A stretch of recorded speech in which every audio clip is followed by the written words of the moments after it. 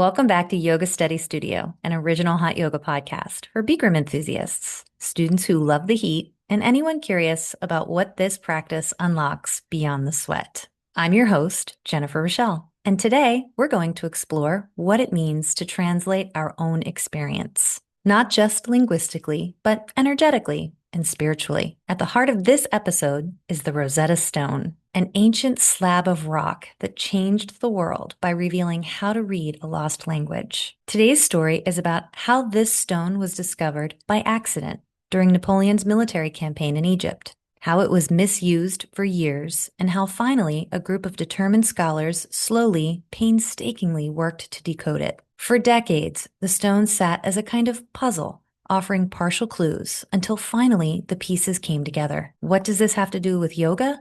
Everything. Your practice might feel like a mystery sometimes. You repeat the same actions, listening to the same instructions, and you make the same shapes day after day. Not always sure what's being unlocked, but over time, it's like deciphering with your own inner Rosetta Stone.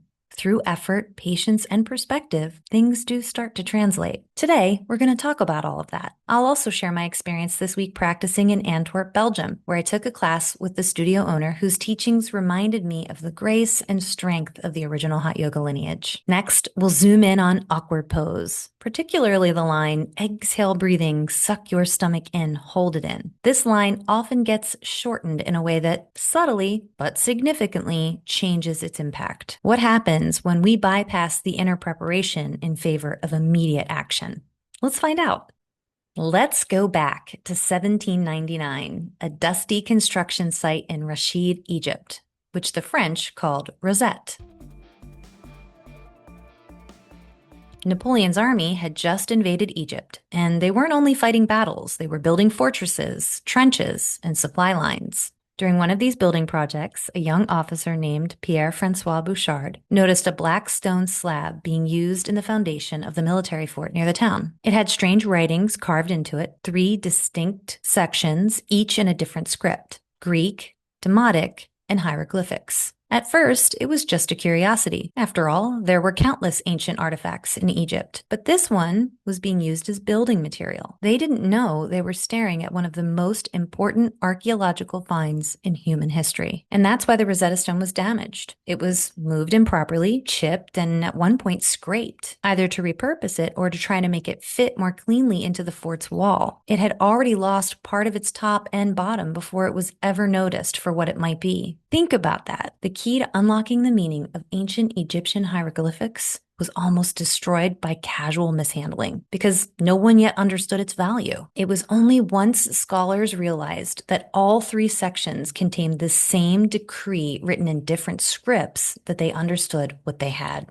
First, it was just a useful piece of stone. Then came the recognition of its potential. And finally, the one who cracked the code. The true deciphering credit goes to Jean-François Champollion, a brilliant French linguist. In the 1820s, after decades of effort by many, including British scholar Thomas Young, Champollion cracked the hieroglyphic code using the Rosetta Stone as his key. He compared the Greek with the other scripts and realized that hieroglyphics were not just symbols, they were phonetic. This was revolutionary, and it cracked open the entire world of ancient Egyptian language and culture. So in short, Bouchard found it, Lancret and Marcel saw its scholarly potential, and Champollion unlocked its meaning. But even that took time, decades of debate, comparison, and patience. And the stone itself, it bears the marks of that journey. It's not pristine. It's fractured, incomplete, scarred, but still powerful. There's something deeply symbolic in that story of the Rosetta Stone, not just in what it taught us, but in what happened to it before we understood what it was. At first, it was just a broken slab of rock, a leftover piece of an ancient structure repurposed for practical use. Nothing sacred about it. The men who found it were more interested in building a fort than unlocking an ancient civilization. So the stone was scraped, damaged, mishandled. Its inscriptions were worn down. Parts of the message were lost, but still it held the key. And that's the part I can't stop thinking about. When we often discard or damage the very things that are most valuable to us,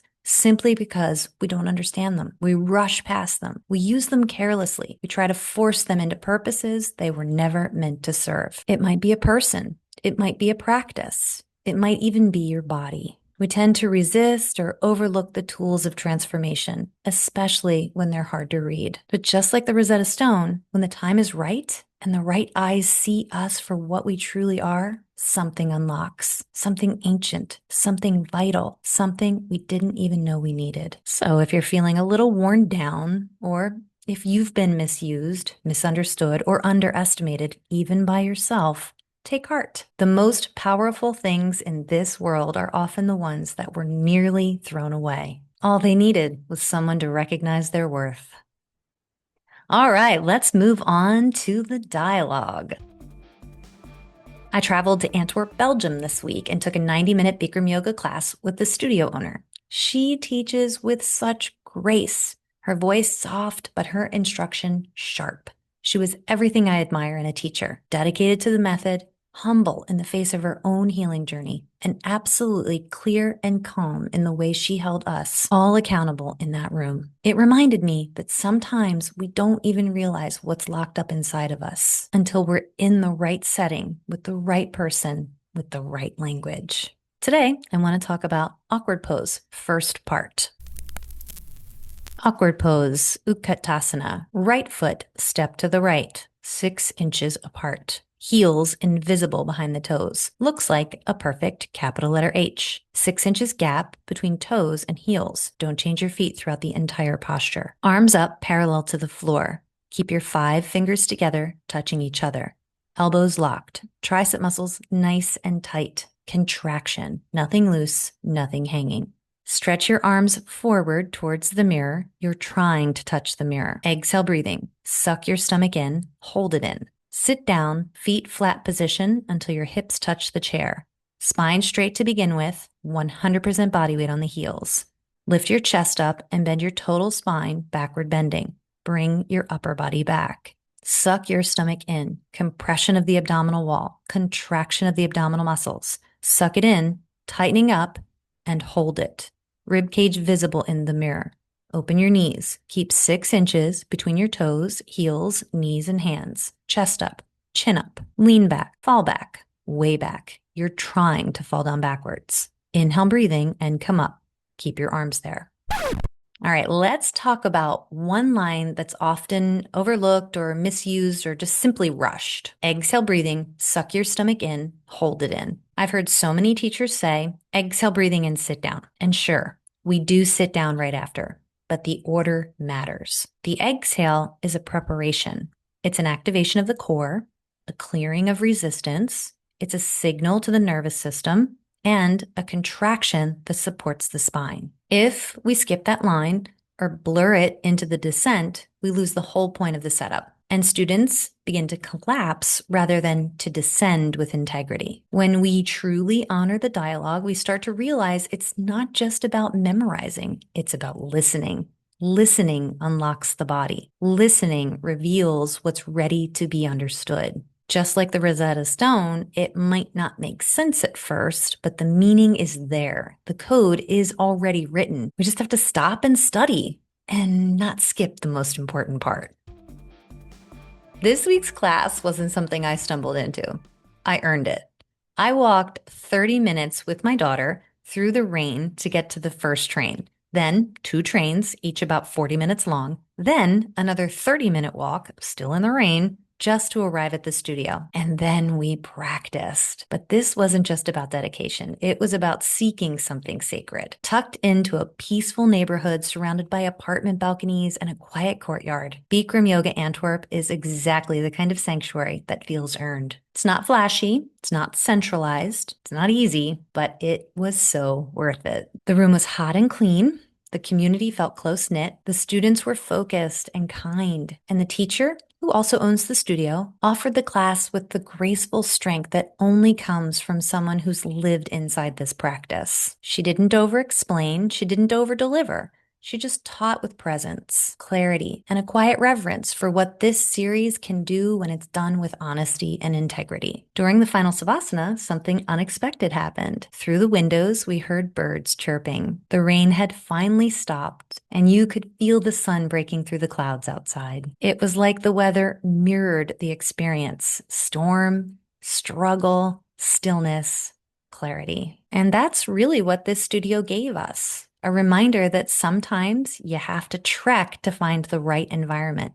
But when you do, it's not just about the class. It's about the unfolding, the release, the recognition that you were meant to be right where you are in that moment, soaking it in like sunlight after the storm. So if you're near Antwerp, go. Make the trek, maybe get a little wet, and let the practice remind you what's waiting on the other side. And as mats were rolled up and shoes slipped back on, the world outside seemed a little different. Not because it had changed, but because something internal had. That's the thing about making the effort, about showing up even when it's inconvenient, even when it's raining, even when legs are tired and the mind is restless. The path leads to a place, both physical and internal, that holds the quiet potential to restore. Like the Rosetta Stone, damaged, overlooked, and then revered. This practice reminds us that meaning often emerges through persistence, through care, and through context. The magic? It's in the mat, it's in the posture, it's in the teacher, and it's in the journey. And sometimes it's the birds outside the window signaling that the clouds have finally parted.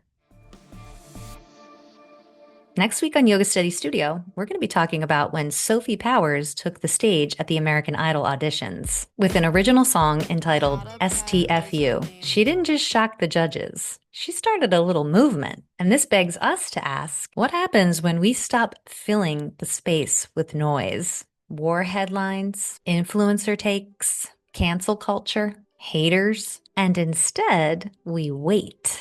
We wait for something deeper to take root. Something worth saying, something worth practicing. We'll talk about silence as sacred and how yoga teaches us to STFU. Not to disconnect, but to finally start listening. Because beneath all that static, there's something ancient trying to speak to the present.